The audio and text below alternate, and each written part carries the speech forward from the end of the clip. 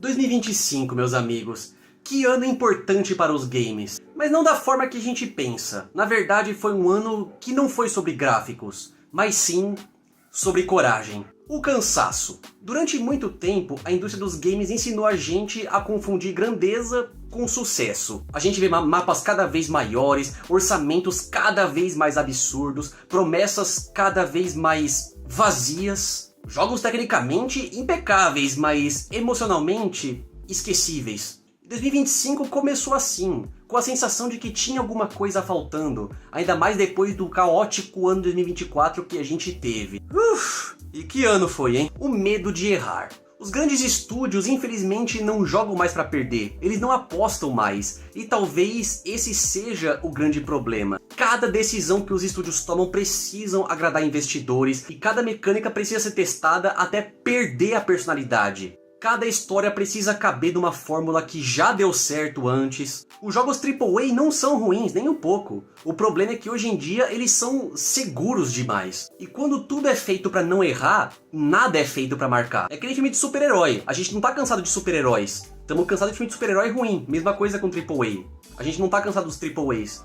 Estamos cansados de AAA ruim, AAA genérico. O crescimento silencioso dos indies. Mas enquanto isso, meus amigos, fora dos holofotes dos AAA de altíssimo orçamento, os jogos indie estavam fazendo outra coisa. Eles não tentavam competir com os AAA. Eles simplesmente vieram e mudaram a conversa toda. Sim, os jogos são menores. As equipes são menores, mas as ideias são maiores do que nunca. Os indies voltaram a tratar videogame como linguagem, como expressão, como arte interativa. Quando jogar voltou a ter sentido. A gente teve muitos indies incríveis esse ano, mas teve alguns que se destacaram no meio da multidão. Em ordem aleatória, Hades 2 mostrou que uma continuação pode respeitar o jogador sem inflar conteúdo e sem perder a identidade, sem diluir a identidade. Hollow Knight Silksong não se apressou nem um pouco para ser desenvolvido, e num mercado viciado em lançamentos incompletos, ele foi praticamente um manifesto silencioso. Valeu a pena esperar cada segundo de desenvolvimento de Hollow Knight, viu? Nossa, que jogo sensacional. Blue Prince apostou no estranhamento, na curiosidade e no desconforto criativo. Que jogos faziam isso hoje em dia, né? Split Fiction lembrou que videogame não precisa se explicar o tempo todo. Às vezes simplesmente sentir já basta. Mas é claro que vocês estavam esperando falar do elefante na sala, não é mesmo? Clair Obscur não é sobre ganhar, é sobre dizer algo. Clair Obscur Expedition 33.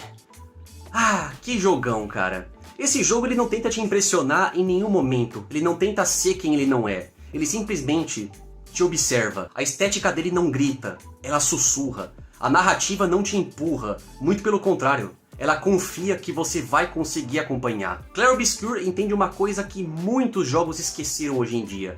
Que o jogador não é um consumidor passivo, ele é parte crucial da experiência. Cada escolha artística ali existe por um motivo, nada parece inflado, nada ali parece feito por obrigação. O peso do jogo do ano. Nesse ano no The Game Awards, Clair Obscur deu uma de Senhor dos Anéis, ou Titanic até, e varreu o The Game Awards. Ganhou inúmeros prêmios, isso. Ganhou inúmeros prêmios, incluindo, claro, o prêmio principal de jogo do ano. E não foi um acidente, não foi coincidência. Foi um recado claríssimo. A indústria ouviu, os jogadores ouviram. E talvez pela primeira vez em anos, os grandes estúdios simplesmente, zip, ficaram em silêncio. Porque não era sobre tecnologia, era sobre visão.